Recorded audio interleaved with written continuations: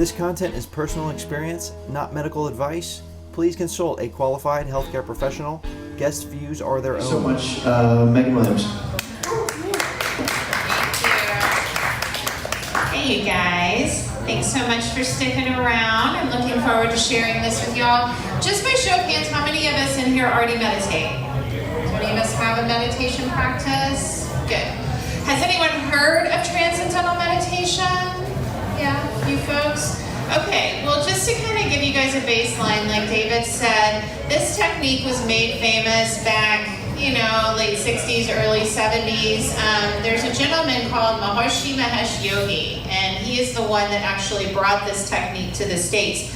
For those of us that are familiar at all with the way things go in India, India basically works on a caste system. And depending on what caste you were born into, a lot of that will determine kind of what your dharma is for this lifetime. And so the Brahmins in India were always the ones that were said to be the ones worthy of holding knowledge. So this technique used to actually only be available to the Brahmin caste in India because it gives you access to the ground state of consciousness, the place from which all knowledge actually comes. And the Brahmins were the ones that were deemed worthy of having access to a technique that takes you to the space where all knowledge comes from. Maharishi and his teacher, Gurudev, the two of them decided, no, I think we could do better. Let's bring it to the masses. And so he actually brought it out as a technique to teach everyone so everyone can have capacity to access that space inside them that is an infinite reservoir of creativity, of bliss, and intelligence. And one of the things that makes this so fascinating, let's see, how many of us have been to a yoga class? How many of us are familiar with yoga philosophy? Yeah, okay, very mainstream, right? Patanjali, the father of the Yoga Sutras, the one who has given us the 8-limb path to yoga, he has basically laid out a step-by-step process for us in order to reach samadhi, in order to reach enlightenment. And there are many, many gurus in the past that have been amazing enough to grace us with the benefit of their enlightened knowledge and give us a path to samadhi, to fullness, to wholeness. And most of these paths, the way that they work, they say, okay, you gotta do this, you gotta do this, and you gotta do this. And if you do all of these things, you will eventually get to samadhi. So for the human tendency that has an 8-second attention span and can get demotivated very easily, sometimes this path can be a challenging one.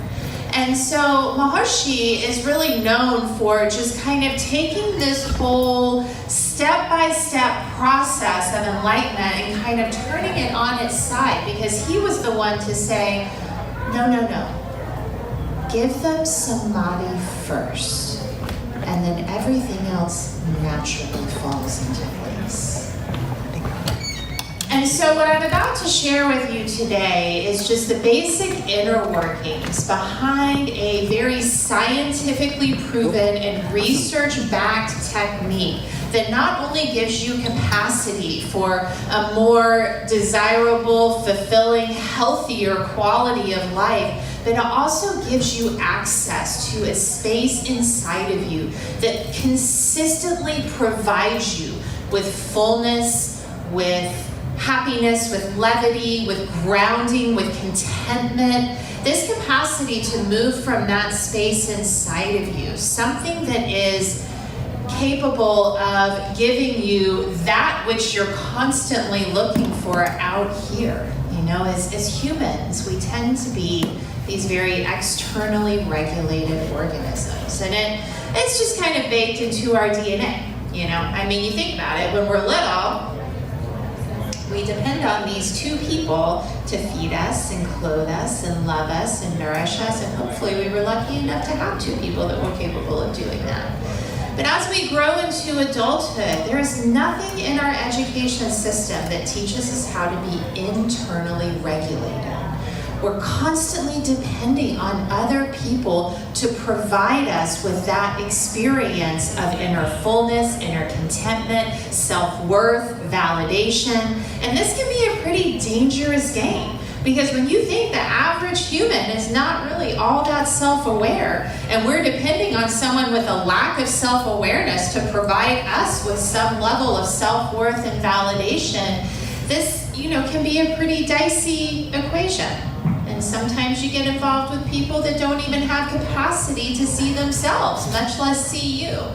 And so this ability to actually come from a place where you can internally regulate your own experience of self and not depend on other people to do it for you is a very empowering experience. And as someone who has practiced this technique for almost 20 years, I've been teaching for about 10, I've probably taught about 2,500 people at this point. I see this every single weekend. People that come in and they are just feeling a bit lost, they're feeling, just not very content, not very happy, searching for something, they don't even know what they're searching for, and they're able to connect with this space inside them that is already fulfilled, that is already content, that does not want or need for anything. And it is constantly just such a fulfilling experience for me to see how this changes people's lives in just 4 days. I mean, it's absolutely amazing what it can do for you to have access to that place inside of you that holds all of your potential as a human being, as a human nervous system. The nervous system is what integrates consciousness. It's what integrates enlightenment.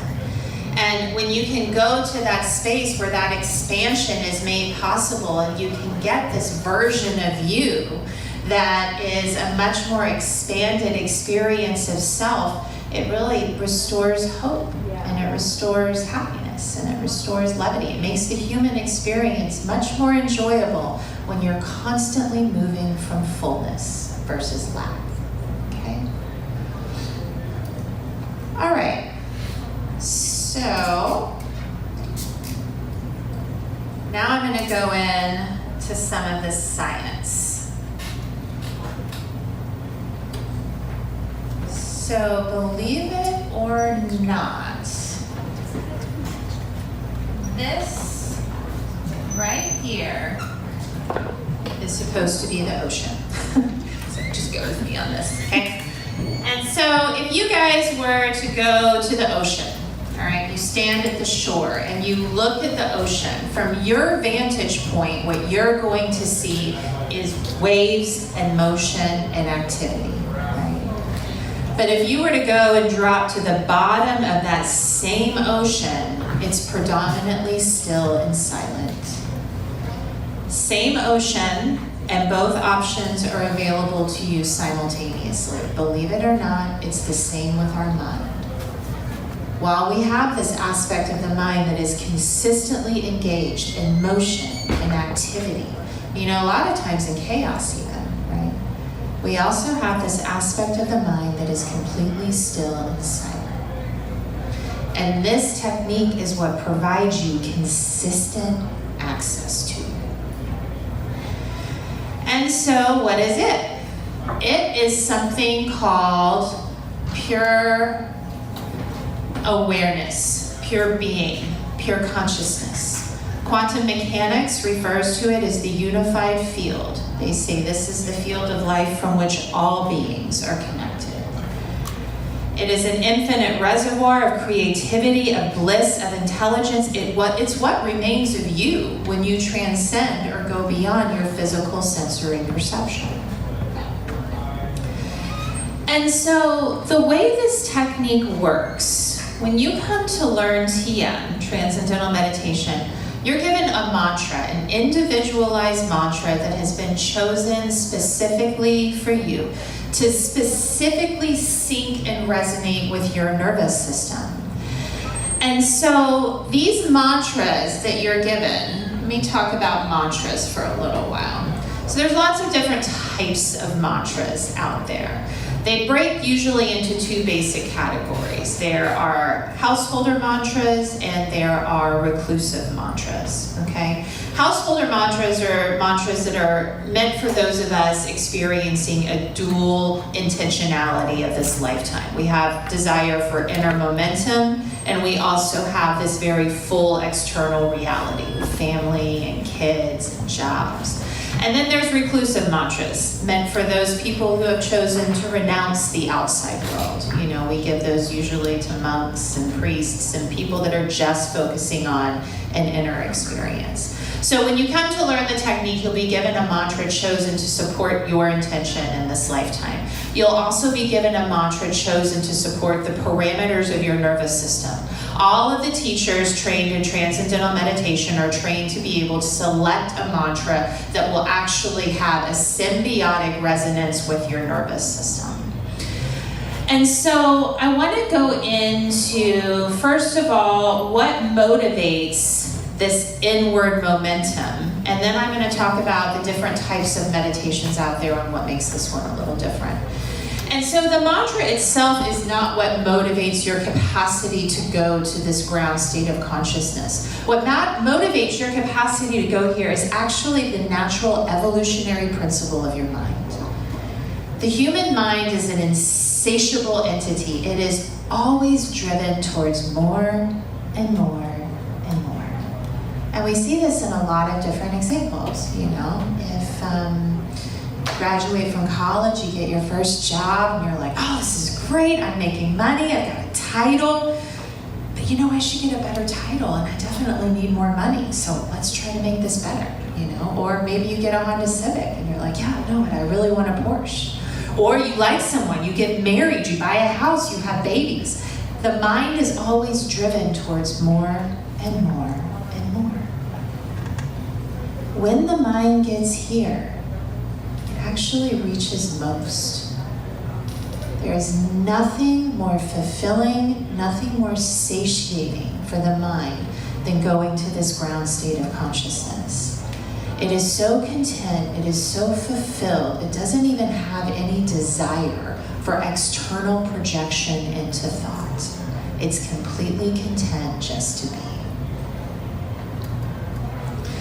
And so I want to talk a little bit about the different types of meditation that we have out there today. So science will break meditation into three basic categories. They tell us we have focused attention, we have open monitoring, and we have self-automated transcendence.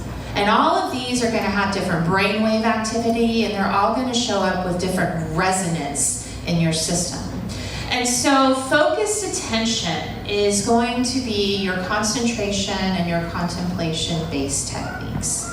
So what concentration is when you have a focal point. You know, maybe it's a word, maybe it's a color, maybe it's a candle, but your intention is to hold that point of focus to such a degree that you sort of block out all the peripheral thought, block out all the peripheral noise.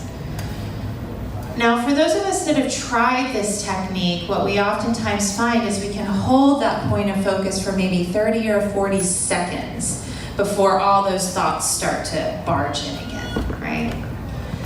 So trying to stop the mind from thinking is very much like going to the ocean and trying to stop the waves. It's not gonna happen. Probably gonna get a little bit frustrating, it's gonna require a lot of effort, right? It is the natural tendency of the mind to think, just like it's the natural tendency of the ocean to move. Why would we go against our natural tendency? These types of meditations, when they show up in the brain, they show up as gamma waves. Gamma waves look like this. They're very compressed, they're very close together. Now, for those of us looking to achieve a level of peace and relaxation, does it look like we're going to achieve it with this? That looks like a whole lot of effort, right? Now, what these techniques will do is they will improve your ability to focus. Not a bad thing, right? Everybody can use a little bit more focus. But for those of us, again, who are coming to this technique for relaxation, for peace, for wholeness, for fullness, probably not the one we're looking for. Now, the other technique in this category is contemplation. Contemplation is a little bit different. You know, contemplation gives you something open-ended for your mind to chew on, right? Like, contemplation is usually guided meditation. I picture myself at the ocean, in a cave, at the beach, you know, in a meadow, in a forest, right? And so here, the mind kind of just gets to waft in the field of poppies, so to speak. You know, there's no ultimate goal in mind. You're just experiencing this expression of your own visual creation. And so instead of trying to stop the waves, here, the mind is just swimming in them. You know, it's like it's swimming in the level of meaning, okay? And so this is still going to be a level of concentration, of intentionality, and it keeps you on this surface level of the ocean. Your attention is very much compelled and engaged in this experience of either focusing or contemplating. So your awareness stays here in the conscious thinking mind. We're really trying to get here, okay? Now, the next category of meditation is open monitoring. Open monitoring's your more popular meditations out there today. Your Vipassana, your mindfulness, okay? And what open monitoring does is it invites you to become the witness, to become the observer, right? I observe the rise and fall of my breath. I observe the feel of the sun on my skin, the feel of the wind in my hair. I even observe my thoughts. Therefore, if I observe my thoughts, I am not my thoughts, right? So what this does is it provides you a level of detachment from the conscious thinking mind. And this is incredibly beneficial. Everyone could use a little detachment from the hamster wheel, right? But with open monitoring, we're basically watching the waves, which still keeps you very actively engaged in the conscious thinking mind. And we're really looking to get to this ground state of consciousness. Now, open monitoring shows up as theta waves. Theta waves are what you experience at night when you dream. So theta waves are much more relaxed than gamma waves. They look like this, you know, a whole lot more relaxation, not a lot of coherence. So that's kind of what we're missing with theta waves, is the coherence. You see there's no pattern here. They're just kind of all over the place. But still, a lot more relaxation. Now, the next category of meditation is self-automated transcendence. And this is what transcendental meditation falls into. So with self-automated transcendence, you get a systematic technique that enables you to access this ground state of consciousness. And it enables you to access it several times, 8 to 10 times every single meditation. And so what this means is your neuroplasticity has the capacity to kick in. And you can actually start creating neural pathways to this ground state of consciousness, so it can become available for you as a space to move from even outside of your meditation. And so this is where we have, you know, some of our biggest supporters out there. We've got Oprah Winfrey, Jerry Seinfeld, David Lynch, Howard Stern even meditates, believe it or not, he does TM. All of these people were able to say that they were capable of integrating a higher functioning state of consciousness because of this capacity to activate that neuroplasticity and actually rewire the neural pathways to actually become available for you to move from this place of fullness when we go out here in life and act. And so the self-automated transcendence, this shows up as alpha waves. Alpha waves is the most relaxed and integrated type of brainwave functioning you can actually experience. This is what alpha looks like. So see, it's still nice and relaxed like the theta, but there's coherence, there's a pattern, there's integration there. And so meditators in this technique that have been meditating for at least 5 months of regular 20 minutes twice a day, they're actually able to sustain this alpha brainwave state even outside of their meditation, which is pretty amazing. And so I want to talk a little bit about what it looks like if you come to learn this technique. So Transcendental meditation is taught over 4 consecutive days, and it takes about 90 minutes of your time each day. And so the first day you come is the day that you'll be given your mantra and the instruction in how to use it properly. Believe it or not, the hardest thing about TM is allowing it to be as easy as it is. The instruction is so simplistic. You would never get to it on your own without a teacher there to hold the space for you to allow it to be that easy. And so you learn how to use your mantra. Most every single person has a very visceral experience of that pure awareness on their first meditation. And then you go off and you start meditating on your own that very day. You know, you're able to actually go home and do your 20 minutes twice a day, which is the steady cadence for this practice. It's what we recommend, 20 minutes twice a day. You go home, you meditate on your own, and then you come back the next day. And for the next 3 days, you'll be getting knowledge. And so one of the things that enables an effortless practice is being able to satiate the intellect. The intellect really always wants to be all up in everything. The intellect is what governs your experience of controlling, managing, navigating. It's what sort of drives your human existence out here in life as we know it, right? The intellect is always wanting to know why. It's always wanting to break it apart and dissect it and analyze it. And so for some of us who are very intellectually savvy people, we live in that space constantly. You know, we don't get much of a break from it, right? And so coming to learn a technique with an effortless instruction can be a little bit challenging for the intellect because the intellect is wired for effortful. It's not wired for effortless. And so over the next 3 days, every time you come to the course, you'll be getting a little bit of knowledge. Something that helps you understand what's going on behind the scenes of the meditation. The first day you learn about correct practice, what that looks like, what incorrect practice looks like. The second day, for those of us that deal with any level of anxiety or depression or any kind of experience that makes your headspace a little bit challenging, this second day of knowledge can be wildly empowering.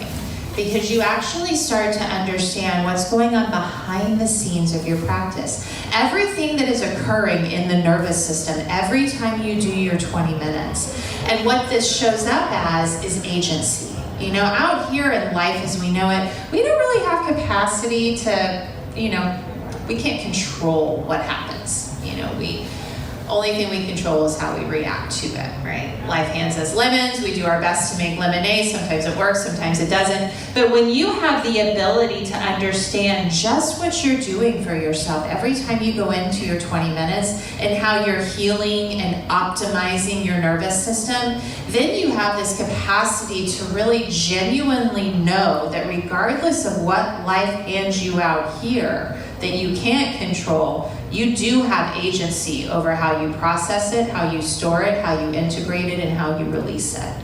You do have capacity to keep your nervous system functioning optimally. And then on the last day of the course, we talk about what it looks like as you move towards higher states of consciousness, which is something that is very readily available with this technique, again, because of the consistent access it gives you to this pure awareness, to this pure being, pure consciousness. And then after those 4 days, you have a pretty comprehensive understanding of how to practice correctly and what the benefits are in your daily life.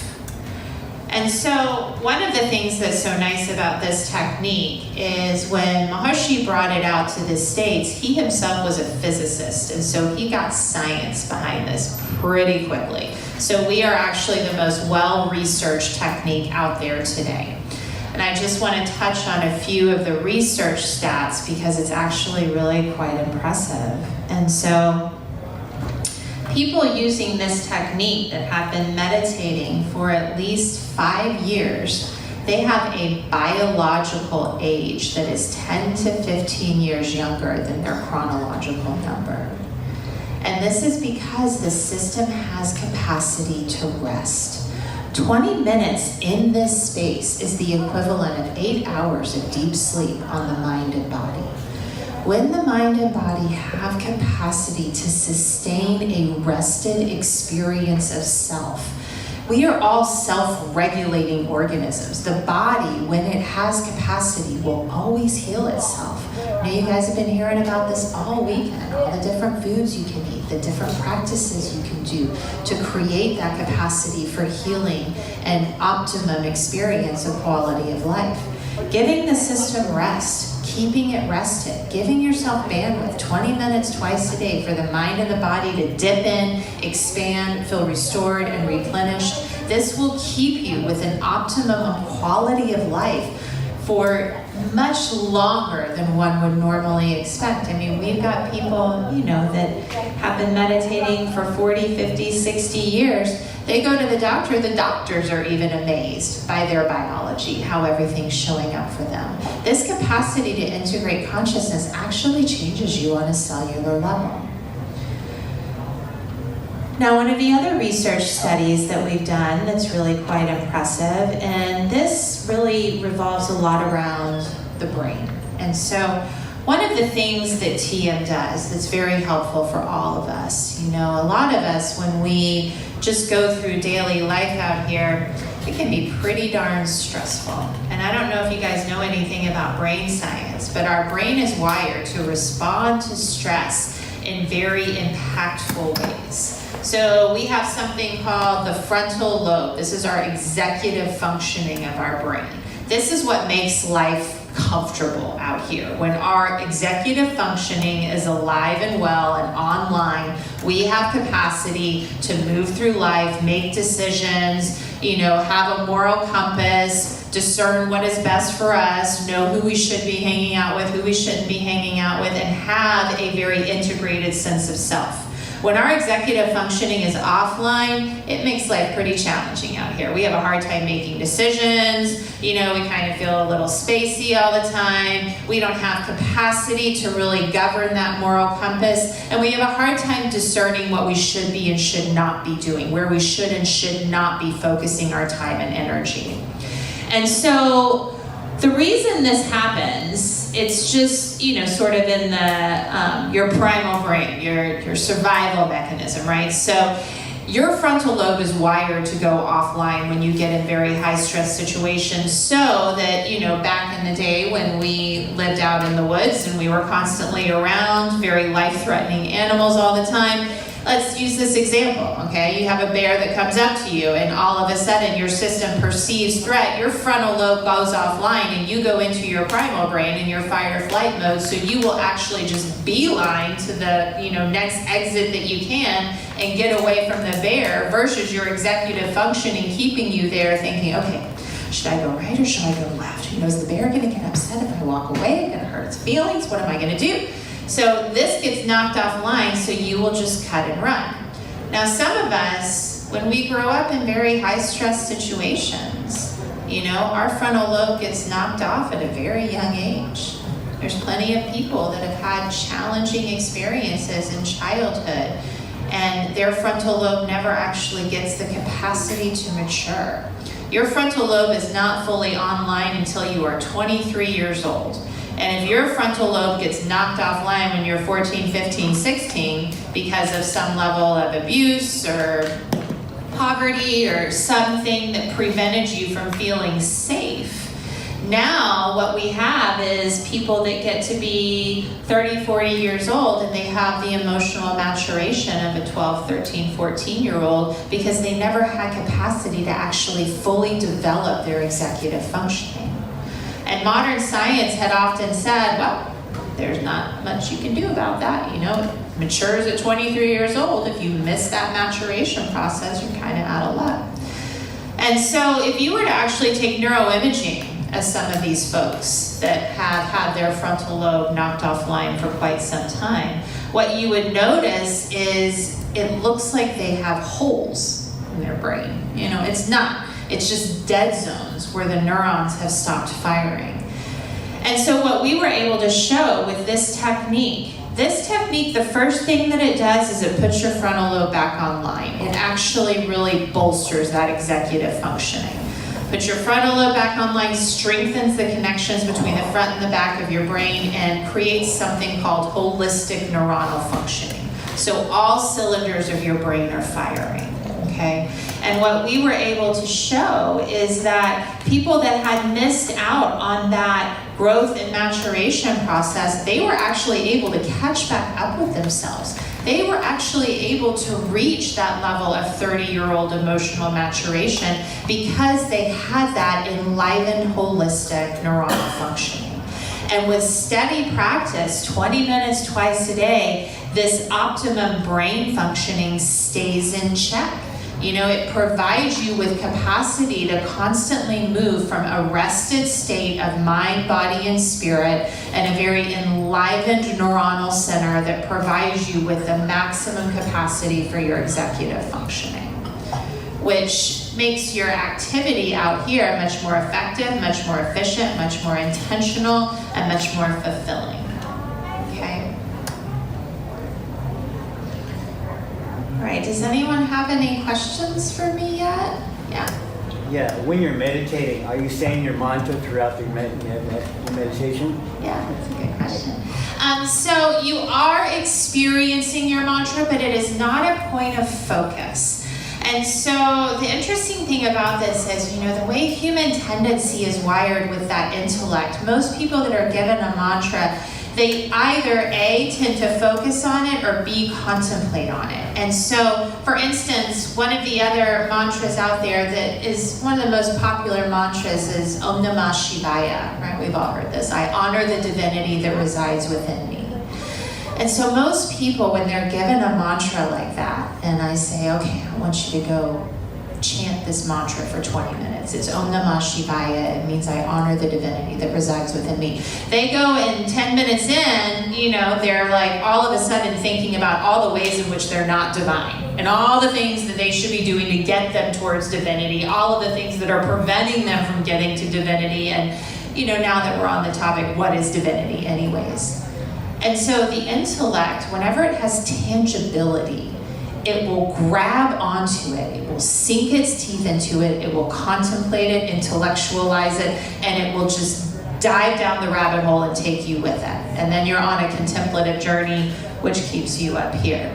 So the mantra that you're given has no meaning, it has no spelling, it is just a sound. Sound is a very refined experience of thought. And so the way that you're taught to experience it, there's always a little bit of an undercurrent of it there, but thoughts are not necessarily the enemy in this meditation. We're not stopping thought. The way that you are taught to use your mantra actually enables you to go beyond thought versus trying to stop it. And this is what transcending means. It actually means to go beyond. Does that make sense? Yeah. Will you ever transcend your mantra?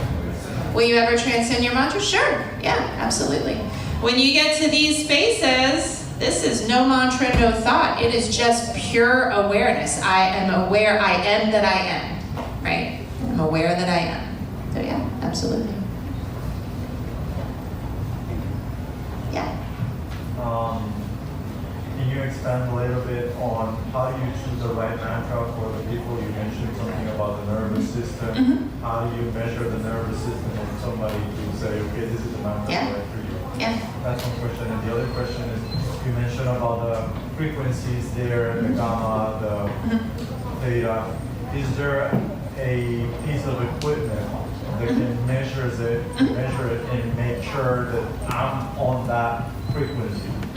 Yeah, absolutely. So to answer your first question, how do we choose the mantra?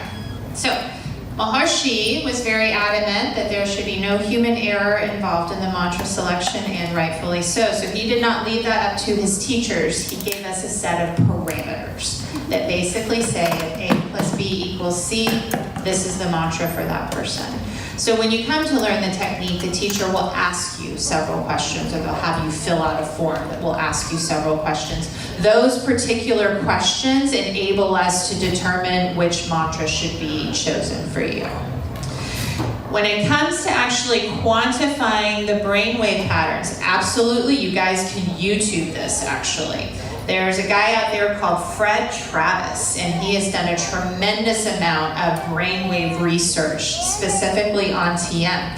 And he usually uses his daughter as his guinea pig, so you'll see her in most of the videos. But you can see when he's got an EEG contraption that she puts on her head, and he will just have her start, just thinking normally, sitting there thinking normally, and measure her brainwave activity, and then he'll have her pick up her mantra, and you can see the change immediately when she picks up her mantra, and you can see it last and progress as she goes through her 20-minute meditation.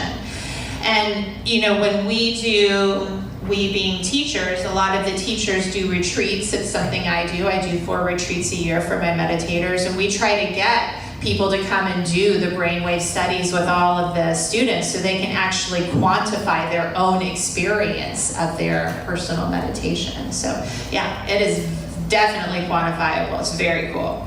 And there's also something called the Maharishi Effect. And you guys have probably, I'm sure, been exposed to this theory. And it again goes back to quantum mechanics in the unified field.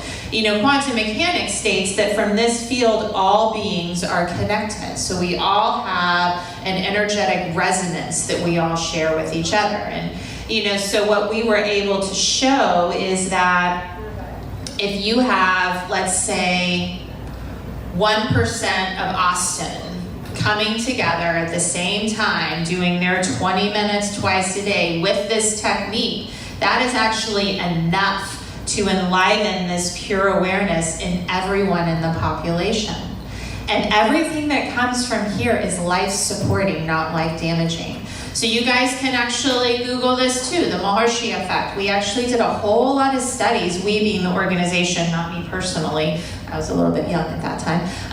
But back in the 70s, we went out, early 80s, we went out to a lot of, war-torn areas, high-crime places where we said, okay, we predict that by us being here for 3 months and doing, getting the square root of 1% because everyone was doing advanced techniques, we were able to show just after 3 months that all of the crime went down, the hospital visits went down, the death toll went down, all of the life-damaging behavior that makes this such a challenging collective to live in all went down. And then when we left, it all went back up. And so one of the things that this organization does, the TM organization is a 501c3. We are a registered nonprofit organization. So a lot of the money from the course fee actually goes to support initiatives that we have as an organization to consistently perpetuate this experience of consciousness in the collective. We have pundits that actually do this for a living, monks and pundits that do this for a living. Their job is to meditate and to constantly facilitate that coherence to try to uplift the collective consciousness. So it's a real fun intention to be part of, and it's in a very, very profound and powerful technique. I will tell you guys that, when I learned this 20 years ago, I had so much anxiety, I had panic attacks, I, did not have capacity to hold boundaries. I didn't know how to say no. I wasn't capable of holding any sort of an internal experience of myself. I was completely externally regulated. And all of this does is it usually promotes everyone or propels everyone into this experience of people pleasing. You're always trying to be the best employee, the best daughter, the best husband, the best wife, the best child, the best friend. always giving out to receive that feedback that yes, I am worthy, yes, I am valued, yes, I am validated. And it's all at the depletion of your own internal resources.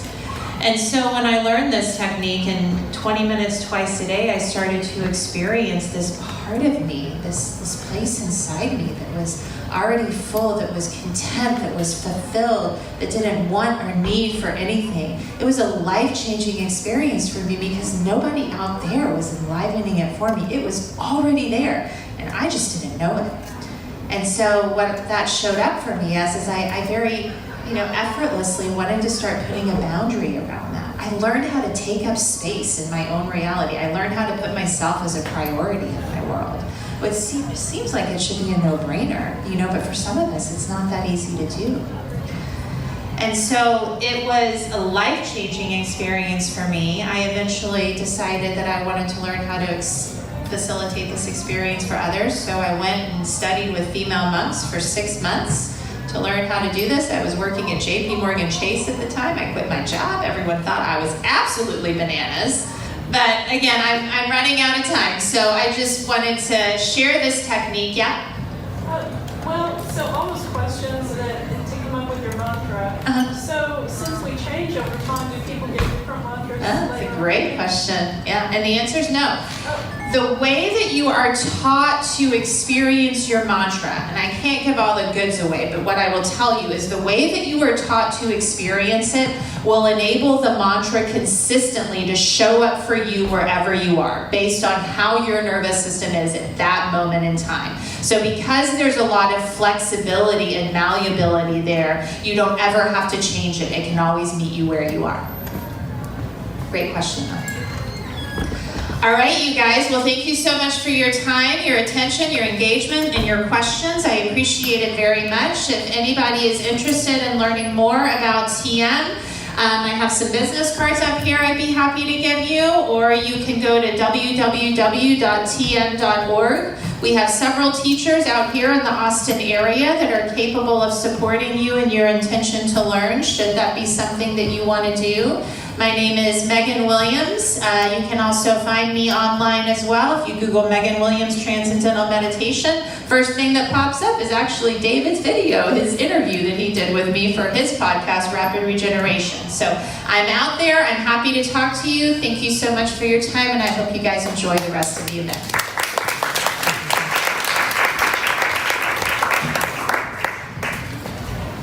One more time for Meghan Williams.